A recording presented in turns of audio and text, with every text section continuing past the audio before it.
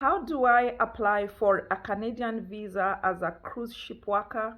How do I apply for a Canadian visa for seafarers? Which visa is required for seafarers working in Canada? Which visa is required for a cruise ship worker in Canada? These are some of the questions I'm going to be answering in today's video. So you want to stay up to the very end so that you can learn which visa to apply for to work as a cruise ship worker in Canada. So without much further ado, let's dive in and answer this question. How do I apply for a Canadian visa for seafarers, or which visa is required for seafarers in Canada? Which visa is required for cruise ship workers in Canada? So if you are working on a cruise ship, or you intend to work for a cruise ship and you are a foreign national, then this is something that you require, and not just for Canada. So when you're working on a ship that sails the world, on most countries you will not require a visa due to maritime agreements made by cruise companies and the respective country. But due to some specific government laws, crew members joining a cruise ship in the following countries need to acquire special visas to prove that they are joining a vessel to work, as this is specifically enforced in the United States, in Australia, in Canada, and also in Italy. So as the process and eligibility are very complicated, for this particular video, I'm going to focus on the visa that is required for you as a cruise ship member who will be joining a cruise in Canada. So kindly note that crew members also need visas to enter in some other countries around the world, but the bureaucracy is usually handled by the ship HR officials, so the cruise ship member doesn't have to apply for anything by themselves. But for the Canadian visa, for the American visa, by the way, we have almost 4 videos on the channel that talk about the American C1D visa, which is the cruise ship visa. So you want to check those videos. I will link them in the description box at the bottom of this video. But specifically for the Canadian visa, if your ship is sailing from Canada, you will require to apply for a visitor's visa that will allow you to enter Canada by plane and then join the vessel. So generally, the same visa is also required if you are disembarking in Canada before heading back home or to another destination. And the process is quite simple. So I know before COVID, it used to take just about 5 business days to apply and receive the visa on your passport. But now with all this backlog for Canadian visas, and I'm not sure if it's still 5 days, but I'll definitely come back here once I have some more information and share with you the details. So basically what happens is that you will have to come to the IRCC website, and then they're going to, of course, ask you several questions.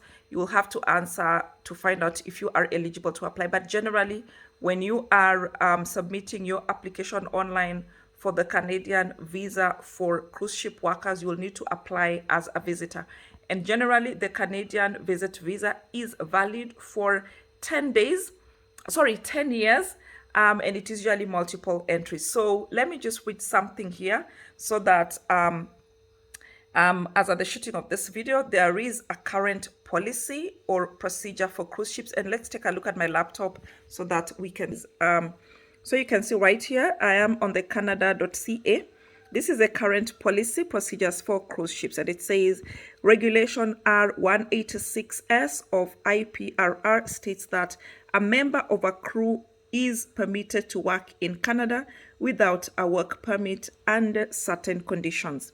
R186S, a foreign national may work in Canada without a work permit as a member of a crew who is employed by a foreign company aboard a means of transportation that is foreign owned and not registered in Canada and is engaged primarily in international transportation. So as you can see right there, you would not need to apply for a work visa if you are joining a cruise ship that is foreign owned and not registered in Canada and is engaged primarily in international transportation. So as a foreign national, you're just gonna need to apply for a visitor visa that will allow you to land in Canada, and then you can join your ship. So in terms of application, of course, you're gonna have to come to the IRCC online visitor application website where like all visa applications are done. So once you get onto the IRCC online visa application website, so what you're gonna do when they ask you purpose for visit for travel, you're gonna say visit, and then you'll select other and join and write specifically joining vessel, and then you can say the vessel name. Let's say if it's MV, I don't know, Canada or MV Manila or whatever that is. And then in terms of the required documents, of course, you're gonna need your valid passport. You're also gonna need proof of your temporary residence processing fee. Currently, I think is $100 for each application. And then you're probably gonna need $85 for your biometrics, I think. Depends on, I think, your country and the like. And then, of course, you're gonna need a letter of invitation that indicates the vessel, joining details like what is your crew, like your crew, like of course your name, your full names, your position, your duty, the name of the vessel, the port where it will be landing, estimated date of you joining the company, and all that. And then you'll need a copy of your seaman booklet and page of passport with your travel stamp or visa, and of course copy of your passport biographic page.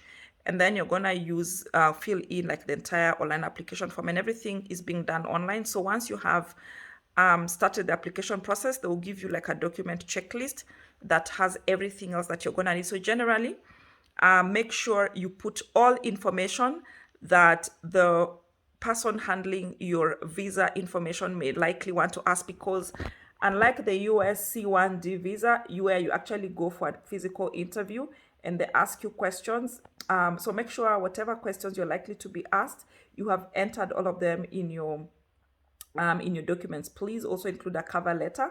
So what I would advise you to do, go and watch the other videos that I have done for C1D visa, and then look at those questions that the consulars asked, and then try and answer them in your cover letter. So when you're going to write your cover letter, try to answer those questions through your cover letter, because unfortunately for Canada, you don't get to be interviewed physically. So they're going to rely 100% on the information that you enter in your visitor application.